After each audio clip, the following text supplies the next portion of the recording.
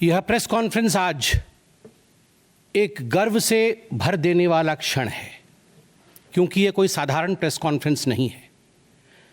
मैं बैठा जरूर भारतीय जनता पार्टी के कक्ष में हूँ, हेड ऑफिस में हूँ, मगर मुझे लगता है मैं केवल एक भारतीय जनता पार्टी के प्रवक्ता के नाते नहीं, केवल भारतीय जनता पार्टी के एक सांसद या कार्यकर्ता के नाते नहीं, एक भारतीय के नाते, एक इंडियन के नाते आज ये प्रेस कॉन्फ्रेंस कर रहा हूँ।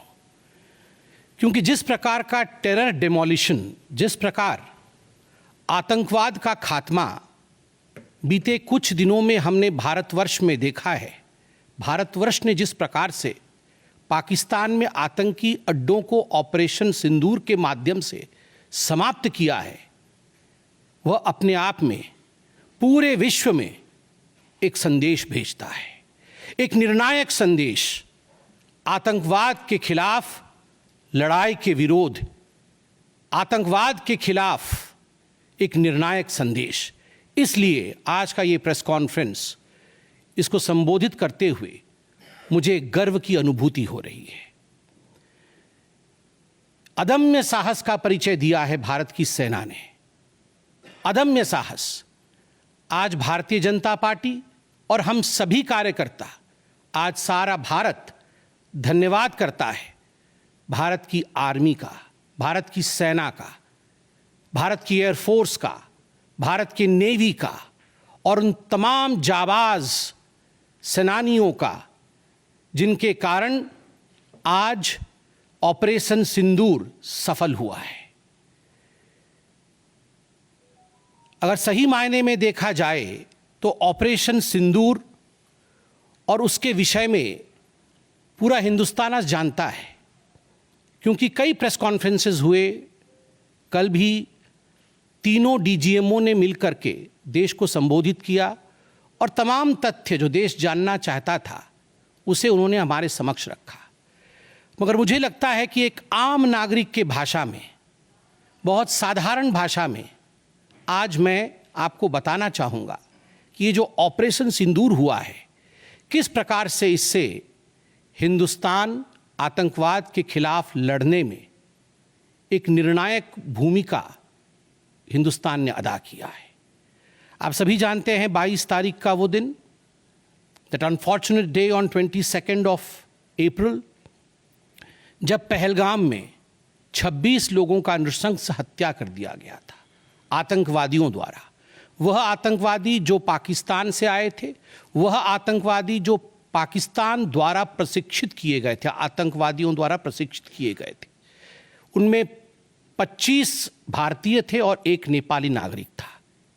प्रधानमंत्री श्री नरेंद्र मोदी उस समय विदेश दौरे में थे, सऊदी अरब में थे। प्रधानमंत्री नरेंद्र मोदी तुरंत भारत लौट के आते हैं और उन्होंने जनता की बात को सुना। जनता ने उस समय एक मांग रखी कि आतंकवाद के ऊपर हमला हो, हमें बदला लेना है पहलगाम के इस आतंकवादी हमले का। प्रधानमंत्री ने बिहार की भूमि से ऐलान किया और ये वादा किया कि मैं वादा करता हूं कि जो आपकी इच्छा है कि आतंकवाद के खिलाफ हमला होगा, हम पहलगाम के इस आतंकवादी हमले का बदला लेंगे। We will avenge the death of 26 people. प्रधानमंत्री ने कहा यह जो बदला होगा, यह आतंकवादियों के कल्पना से बाहर का बदला होगा, और जो बदला हुआ वो आतंकवादियों के कल्पना के बाहर का बदला था। प्रधानमंत्री जी ने कहा कि हम घुस के मारेंगे और मिट्टी में मिलाएंगे आतंकवादी के ठिकानों को, और आतंकवादियों के ठिकानों को प्रधानमंत्री नरेंद्र मोदी जी के निर्णय ने और हमारे सेना के अदम्य साहस ने मिट्टी में मिलाने का काम किया। यह वादा प्रधानमंत्री नरेंद्र मोदी जी का था। 22 तारीख से 7 मई तक लगभग ये 14 दिन आप सभी ने देखा, पूरे भारतवर्ष में एक प्रकार से एक माहौल टेंशन का था, प्रेशर का था कि तुरंत निर्णय किया जाए, तुरंत एक्शन में आया जाए। बहुत सूझबूझ के साथ, सोच समझ करके, स्ट्रैटेजी के साथ। पाकिस्तान भी जानता था कि हमला होगा, एयर स्ट्राइक पहले हो चुका था, किस प्रकार सर्जिकल स्ट्राइक पहले हो चुकी थी, पाकिस्तान पूरी तरह जानता था कि इस बार भी छोड़ा नहीं जाएगा, मगर उसके बावजूद पाकिस्तान इतना दिमाग लगाने के पश्चात वह डेट नहीं जान पाया जिस दिन यह हमला होना था।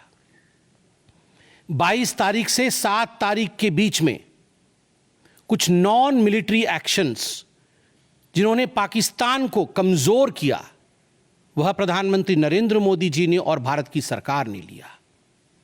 ये जो ऑपरेशन सिंदूर है, इसका एक मिलिट्री पोर्शन है तो एक नॉन मिलिट्री पोर्शन भी है।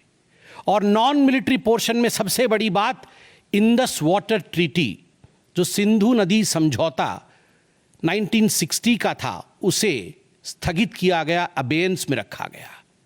आप सभी जानते हैं लगभग 90% पाकिस्तान जो है इसी पानी पर निर्भर करता है। लगभग 80% उनका जो कृषि है इस पानी पर निर्भर करता है। इस पानी को यदि रोक दिया जाए तो पाकिस्तान की 1/4 जीडीपी गिर जाती है।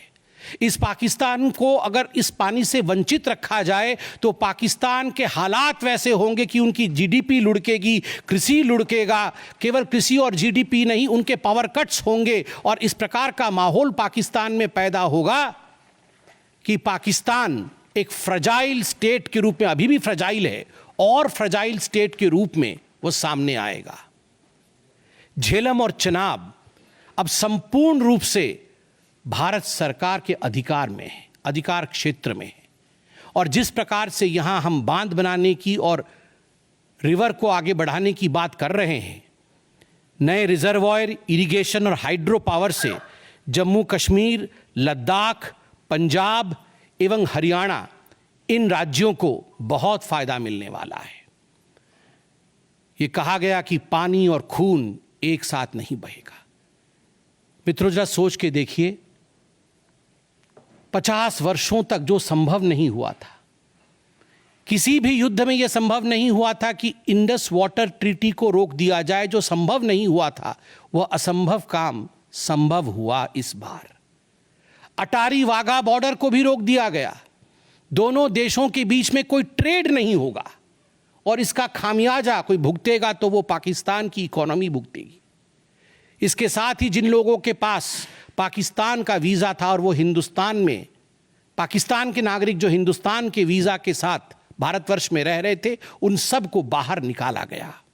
पाकिस्तान का कोई भी आर्टिस्ट, कोई भी परफॉर्मेंस वो भारतवर्ष में नहीं हो सकता है।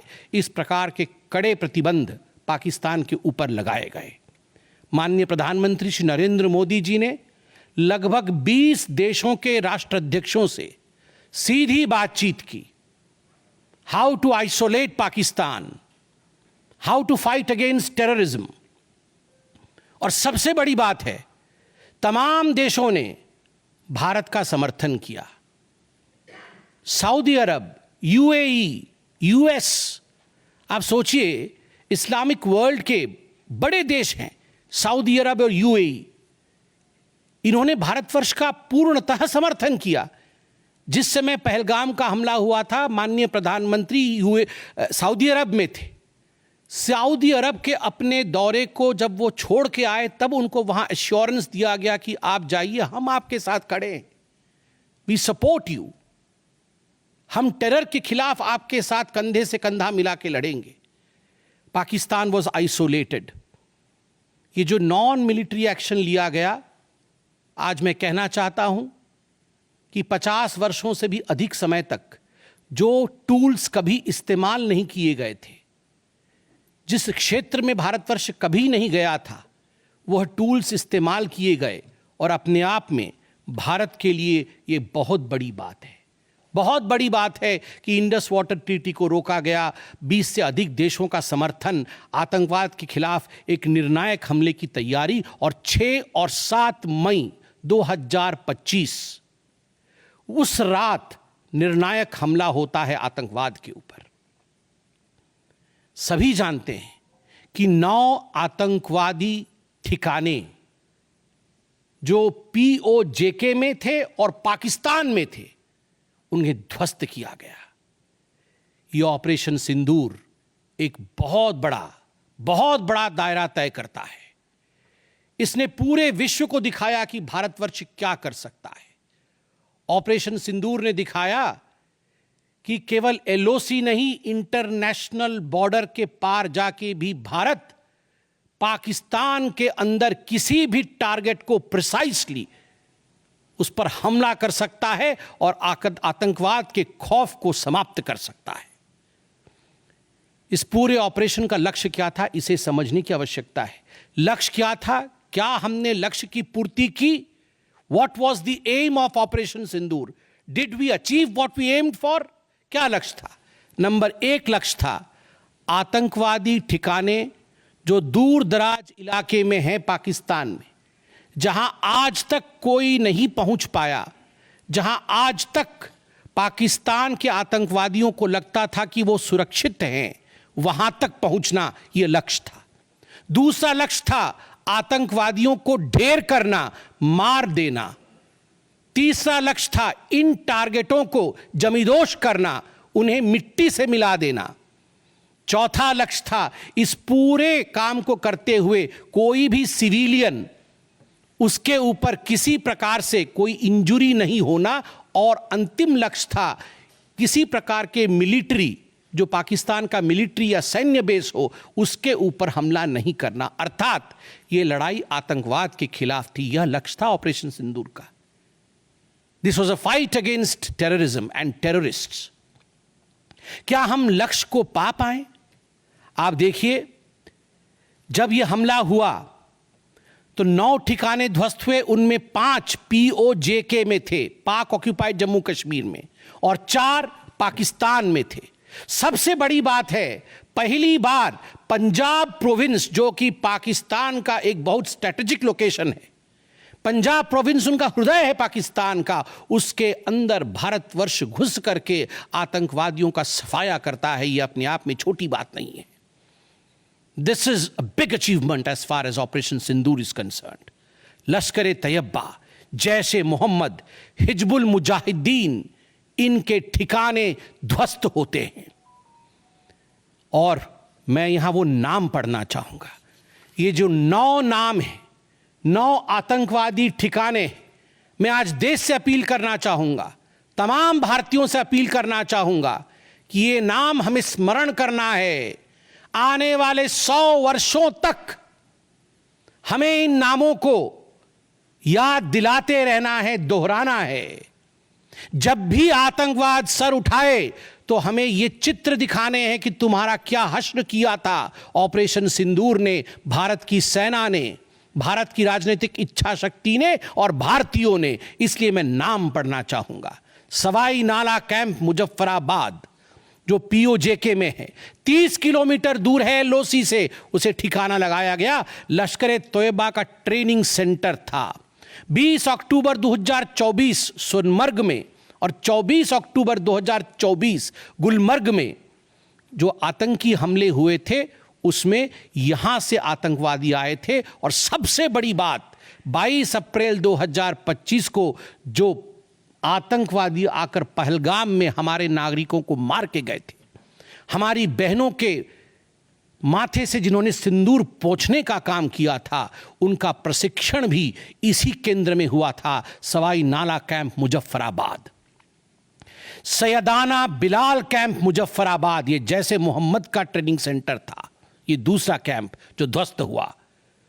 गुलपुर कैंप कोटली, ये एलओसी से 30 किलोमीटर दूर था, लश्कर ए तैयबा का बेस था। और 20 अप्रैल 2023 को पुंछ में, 9 जून 2024 को जो तीर्थयात्री को बस में हमला करके मारने का काम किया था आतंकवादी, यहां गुलपुर कैंप से आए थे जो कोटली में है, उसे ध्वस्त किया गया। बरनाला कैंप बिरगढ़, बरनाला कैंप जो 9 किलोमीटर दूर है एलओसी से, उसे समाप्त किया गया। अब्बास कैंप कोटली जो 13 किलोमीटर दूर है एलओसी से, लश्कर ए तैयबा का फिदाइन सेंटर है और 15 आतंकवादियों को एक साथ ट्रेन कर सकता है, उसे ध्वस्त करके गिराया गया। सरजाल कैंप सियालकोट अंतर्राष्ट्रीय सीमा से 6 किलोमीटर दूरी पर है, इंटरनेशनल बॉर्डर से। सांबा कठुआ के सामने है, और मार्च 2025 में जम्मू और कश्मीर पुलिस के 4 जवान शहीद हुए थे। उनको मारने का काम इन्हीं आतंकवादियों ने किया था जो सरजाल कैंप से आए थे सियालकोट के। उस कैंप को ध्वस्त कर दिया गया।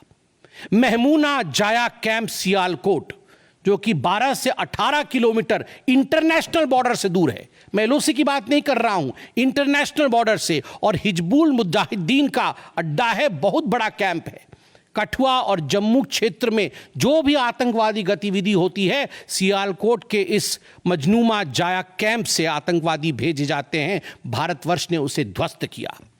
मरकज तैयबा मुरीद के, जो कि अंतर्राष्ट्रीय सीमा से 18 से 25 किलोमीटर दूर है, 2008 के मुंबई का जो हमला हुआ था 26/11 के नाम से जिसे हम जानते हैं, उसमें जो आतंकवादी आए थे अजमल कसाब और डेविड हेडली, उनकी ट्रेनिंग मरकज तैयबा मुरीद के में हुआ था। और आज मैं फक्र के साथ कह सकता हूं, गर्व के साथ कह सकता हूं कि भारत की सेना ने, भारत की राजनीतिक इच्छा शक्ति ने और भारतीयों ने मरकज तैयबा मुरीद के को ध्वस्त किया है, समाप्त किया है। मरकज सुभान अल्लाह बहावलपुर इंटरनेशनल बॉर्डर से 100 किलोमीटर की दूरी पे है। विश्व में किसी ने ऐसा नहीं सोचा होगा, पाकिस्तान ने तो सपने में भी नहीं सोचा होगा कि भारत की सेना के पास, भारत की एयरफोर्स के पास और भारत के राजनेताओं के पास ऐसी इच्छा शक्ति होगी कि इंटरनेशनल बॉर्डर से 100 किलोमीटर दूर घुस के वो हमारे आतंकी अड्डे को ध्वस्त कर सकते हैं। मरकज सुभान अल्लाह, जो कि जैशे मोहम्मद का मुख्यालय था, उस मुख्यालय को भारत की वायुसेना ने ध्वस्त किया। यह कोई छोटा विषय नहीं है। यह बहावलपुर एक ऐसा स्थान है जहां यूनाइटेड स्टेट्स, यूएस भी अपने ड्रोन नहीं भेज पाया था। उस जगह पे भारत घुस के मारता है। आज का भारत, आज का नया भारत यही है। ये नाम, जो 9 नाम मैंने पढ़े, हमें याद रखने चाहिए, मगर उन नामों के साथ मैं कुछ और भी बताना चाहता हूं। जो आतंकवादी मारे गए, एक लक्ष्य था आतंक के ठिकानों को, आतंक के अड्डों को सफाई करना, ध्वस्त कर देना। दूसरा लक्ष्य था ऑपरेशन सिंदूर का, आतंकवादियों को चुन चुन कर मारना, उन्हें मिट्टी में मिलाना। 100 से अधिक आतंकवादी मारे गए, 100 से अधिक। मैं कुछ आतंकवादियों के नाम पढ़ता हूं जिनको कि हम डिस्कस करते थे डिबेट्स में, टीवी पे, यूएन में, जिनको कि यूएस ने भी कंडेम कर रखा था। मैं नाम पढ़ रहा हूं। मुदस्सर कादियान खास उर्फ मुदस्सर उर्फ अबू जुंदाल। अबू जुंदाल नाम से हम जानते थे इस आतंकवादी को। और जो लश्कर तैयबा का आतंकवादी था, वो मरकज तैयबा का जो मुरीदके में है, उसका इंचार्ज था। जब वो मरा तो उसके गार्ड ऑफ ऑनर, उसका जो जनाजा निकला, उसमें पाकिस्तान के आर्मी के अधिकारी थे, पाकिस्तान आर्मी के चीफ थे, पंजाब सीएम मरियम नवाज भी उसमें रही। आप सोचिए, ये एक सरकारी जमीन पर हुई और तमाम बड़े लोग, सरकारी लोग पाकिस्तान के उसमें शामिल हुए, जिससे कि ये सिद्ध होता है कि terror and the sponsors of terror are hand in glove together. आतंकवादी और जो आतंकवादियों को बढ़ावा देने वाले, वो एक साथ काम करते हैं। दूसरा, हाफिज मोहम्मद जमील, ये जैशे मोहम्मद का आतंकवादी है। ये ब्रदर इन लॉ, साला था मौलाना मसूर अजहर का, और इंचार्ज था मरकज सुभान अल्लाह बहावलपुर का, वह भी मारा गया।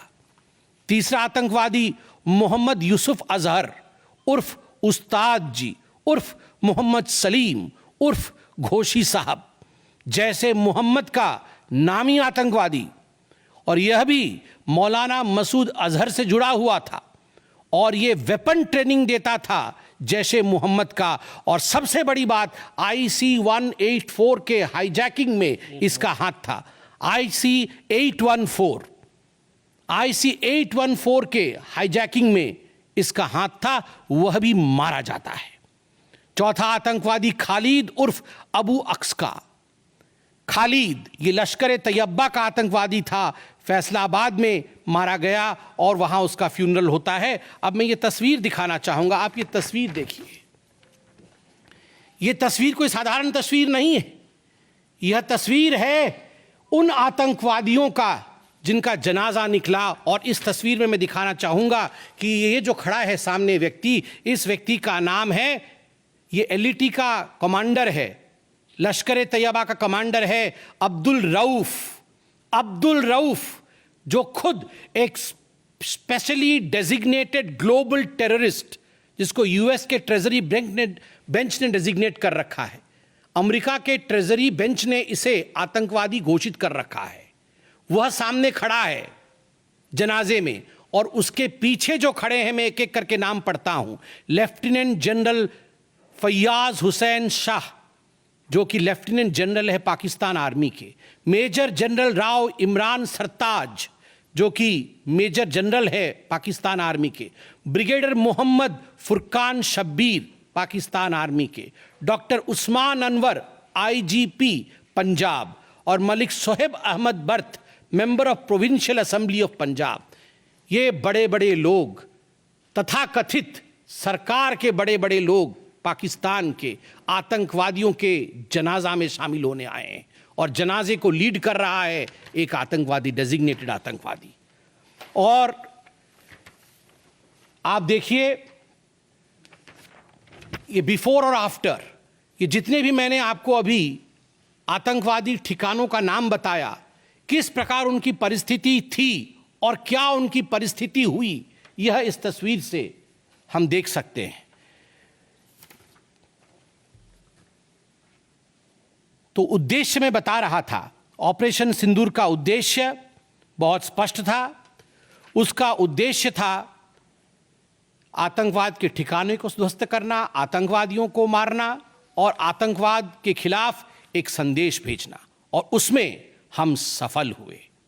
पहली बार एक बात पूरे विश्व ने देखा कि पाकिस्तान का हर इंच भारत के पहुंच के अंदर है। कोई कोना पाकिस्तान का ऐसा नहीं है जो भारत के पहुंच से बाहर हो। और आप सोच के देखिए, पाकिस्तान का एयर डिफेंस सिस्टम फेल हो जाता है। पाकिस्तान का एयर डिफेंस सिस्टम फेल हो जाता है जिस समय 6 और 7 के रात के बीच ये पूरी कार्यवाही हो रही थी। रफाल विमान द्वारा स्काल्प और हैमर मिसाइल्स के माध्यम से 23 मिनट के अंदर, 23 मिनट्स के अंदर एक विंडो था, जिस विंडो के अंदर ये 9 के 9 आतंकवादी ठिकाने उन्हें ध्वस्त कर दिए गए। 23 मिनट में पूरा विश्व ने देखा कि भारत क्या कर सकता है।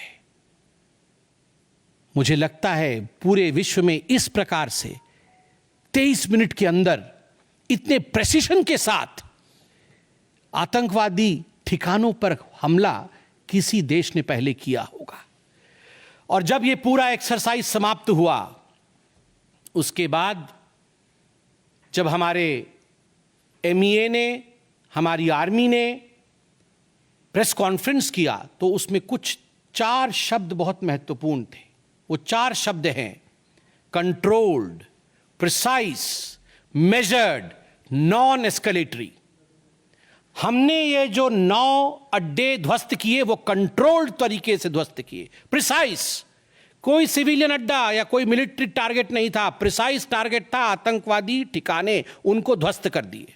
मेजर्ड, जितना ध्वस्त करना था उतना ध्वस्त किया, उसके अगल बगल के किसी स्ट्रक्चर को ध्वस्त नहीं किया। जहां आतंकवादी थे उनके ठिकाने में घुस के उनको मार के निकले।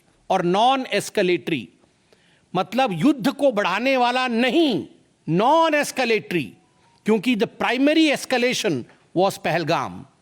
जो मूल एस्केलेशन था वो 22 अप्रैल को पहलगाम में पाकिस्तान ने किया था। हमने रिएक्ट किया नॉन एस्केलेटरी। ये 4 शब्द अपने आप को परिभाषित करते हैं कि ऑपरेशन सिंदूर का लक्ष्य क्या था। ऑपरेशन सिंदूर का जो लक्ष्य था, ऑपरेशन सिंदूर ने उसे 100% पूर्ण किया, 100% पूर्ण किया। इसलिए आज हिंदुस्तान, भारतवर्ष गर्व के साथ कह सकता है कि ऑपरेशन सिंदूर एक ऐसा ऑपरेशन था जो 100% सक्सेसफुल था, और जितने हमारे जाबाज पायलट्स गए थे राफेल के साथ उतने लौट के आए और आतंकवादी ठिकानों को ध्वस्त करके आए, और किसी सिविलियन को नहीं मारा, किसी मिलिट्री बेस को नहीं मारा।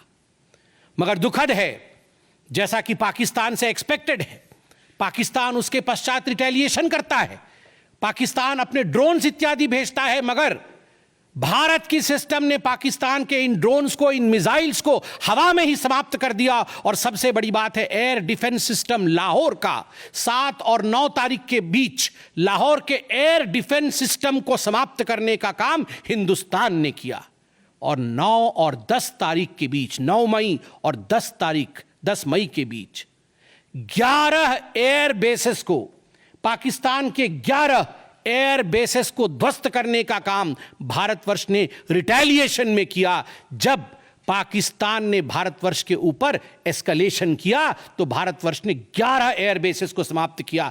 इन एयर बेसेस के नाम भी हमें याद रखने चाहिए। तमाम भारतीयों को वो 9 नाम आतंकवादी ठिकाने याद रखने चाहिए, स्मरण होना चाहिए। और ये जो 11 एयरबेस हैं, हिंदुस्तान अपने पर आ जाए तो क्या कर सकता है अपने लोगों को बचाने के लिए। ये 11 नाम भी मैं पढ़ता हूं। नूर खान, ये नूर खान वह एयरबेस है जहां पर एयर टू एयर रीफ्यूएलिंग करने की क्षमता है। हवा में उड़ रही हो अगर आपका विमान, तो एयर टू एयर रीफ्यूएलिंग यही नूर खान से हो सकती है। जब भारत ने नूर खान को ध्वस्त किया तो जो जहाज थे पाकिस्तान के, उनके पास वो क्षमता नहीं रही कि वो हवा में अधिक समय तक युद्ध कर सके, उन्हें नीचे उतरना ही पड़ा। नूर खान, रफीकी, मुरीद, सुक्कूर, सियालकोट, पसरूर, चुनियान, सरगोदा, स्कारू, बुलारी और जकोबाबाद, ये तमाम मैं फोटोज लेके आया हूं। जकोबाबाद का ये फोटो देखिए, क्या था पहले और क्या हुआ बाद में, क्या था पहले और क्या हुआ बाद में। आप देख सकते हैं परखच्चे उड़ गए। यह है प्रिसीशन ऑफ इंडियाज अटैक। तमाम फोटो हैं यहां पे, किस प्रकार से हमने एक एक करके उनके एयर बेसिस को समाप्त किया। आप देख सकते हैं सारे एयर बेसिस के हम फोटो लेके आए हैं, जकोबाबाद से लेके बाकी तमाम। क्योंकि आपने ये सब देखा हुआ है, मैं अधिक समय नहीं लूँगा। आर्मी ने आपको दिखाया है, डीजीएमओज ने आपको दिखाया है, इसलिए मैं इसको आपको दिखा के दोबारा, I would not like to take much time, but मैं रिमाइंड करना चाहूँगा कि 11 एयर बेसेस को हमने ध्वस्त किया। और इसमें एक बड़ा विषय है, पहली बार विश्व में किसी देश ने एक न्यूक्लियर कंट्री के अंदर घुस करके उनके एयर बेसेस को समाप्त करने का काम किया। पाकिस्तान एक न्यूक्लियर कंट्री है, उसके अंदर घुस करके उनके एयर बेसेस को 20% पाकिस्तान के एयरफोर्स के इंफ्रास्ट्रक्चर को भारतवर्ष ने नाकाम कर दिया। 20% of PAF's infra was destroyed by India.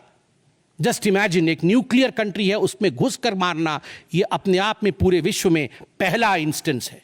और भुलारी एयरबेस में 50 PAF पाकिस्तान एयरफोर्स के जवान मारे गए, जिसमें स्क्वाड्रन लीडर उस्मान यूसुफ भी मारे गए। कुल मिलाकर के 9 आतंकी ठिकाने, 11 एयरबेस, 100 से अधिक आतंकी, 50 जवान और अपनी इज्जत, यह पाकिस्तान ने खोया है। I repeat, what Pakistan has lost via operation सिंदूर।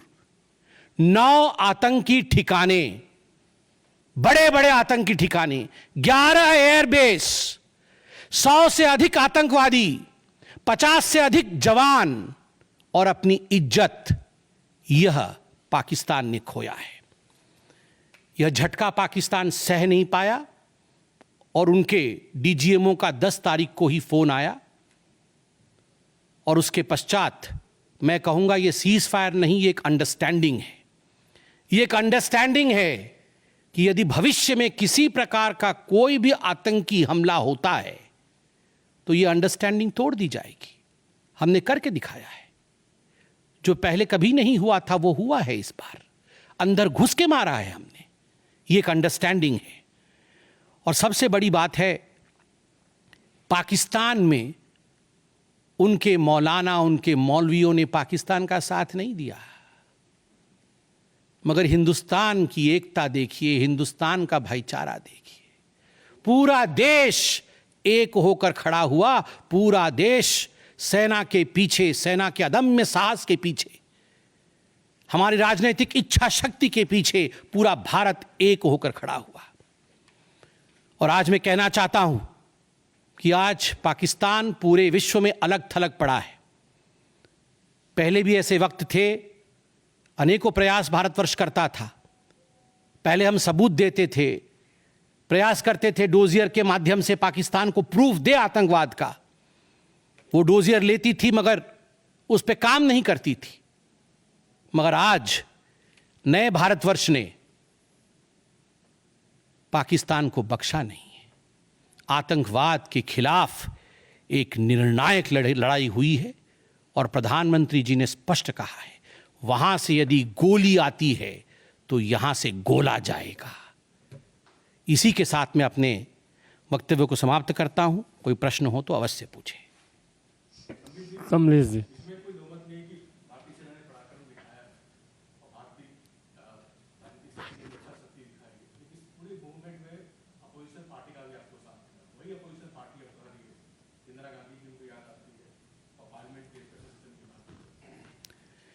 देखिए, मुझे लगता है आज का दिन पूरे भारत का दिन है। मैं ऐसा नहीं कहूंगा कि आज मैं भारतीय जनता पार्टी के प्रवक्ता के नाते कह रहा हूं। मैंने शुरू में ही कहा था, आज मैं भारतवर्ष के एक साधारण नागरिक के रूप में जो अदम्य साहस हमारे सेना ने दिखाया है उसका विवरण किया। पाकिस्तान ने क्या खोया है और हिंदुस्तान ने क्या पाया है वो मैंने आपको दिखाया है। इसमें तमाम पॉलिटिकल पार्टी ने एकजुटता दिखाई। यह भी अपने आप में एक बहुत बड़ी अचीवमेंट है, बहुत बड़ी बात है। और आज मैं नहीं चाहता हूं मैं किसी की आलोचना करूं। और मैंने कहा कि विगत दिनों में वह भी एक प्रयास था, जहां हम प्रूफ देने की कोशिश करते थे, हम डोजियर इत्यादि देते थे। हम 26/11 भी हुआ था, उस समय भी हमने प्रयास किया था कि हम पाकिस्तान को समझाएं कि देखो तुम्हारे आतंकी आके क्या कर रहे हैं हमारे देश में। मगर पाकिस्तान मानता नहीं था। पाकिस्तान को लगता था कि they can take India for granted. मगर अब परिस्थिति बदले हुए हैं।